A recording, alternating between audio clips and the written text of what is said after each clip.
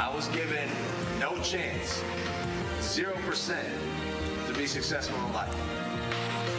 Yeah, you can be the greatest, you can be the best, you can be the King Kong. Yeah, it is quite a story of overcoming hurdles and overcoming bullying, and now he is on a relentless tour to stop bullying in schools all over Michigan and really all over the country. Joining us, national motivational speaker Anthony Ianni. Anthony, thanks for being here again with us. Well, thank you for having me back. Important to talk to you during this Autism Awareness Month because you are an adult who is on the autism spectrum who is tremendously successful, but it wasn't easy to get to this point. Let's talk about your childhood. Your parents were told that you'd have to be in a group home. Why?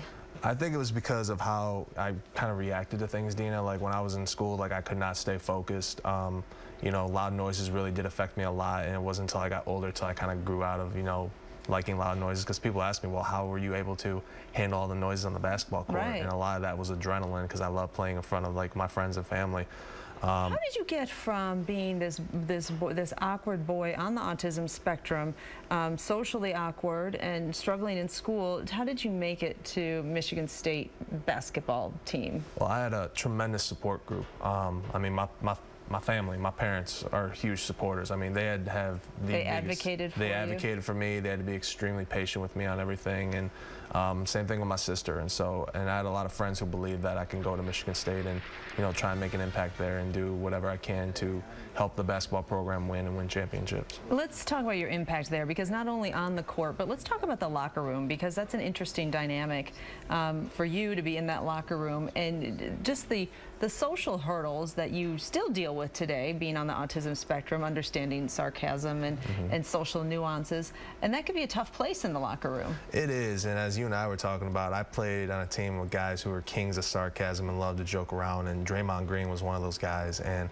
you know, there was one day in the weight room where Day was kind of joking around with me and went a little too far, and it wasn't until our strength and conditioning coach told him about me, and that kind of made our relationship stronger. And you know, he and I talk basically every week, and now I kind of let him be, because they're trying to win an NBA championship right now. Right. But after that day, if I didn't understand something that somebody was saying, or I couldn't tell somebody was joking, it was either Draymond that pulled me aside and said, hey, so-and-so's just kidding, or it was Austin Thornton saying, hey, so-and-so is serious, this is what we got to do today at practice or after practice. It's fascinating, isn't it? Because it's that social barrier that sometimes can really affect quality of life. It's not because physically, you know, you're an athlete, a college athlete, but sometimes it's other things that can really get in the way of you having good quality life and relationships, those social barriers. Right, and a lot of people too, Deena, will sometimes look at me and go, well, I don't see how this guy is on the autism spectrum. And I always tell people, if you go to a restaurant with me and sit down with me, have dinner with me for an hour, I guarantee you will walk away from that conversation saying, okay, I kind of see it now. I know what he's talking about. Right. Well, I am so happy that you're here, and we do want to tell everybody that on your website, which is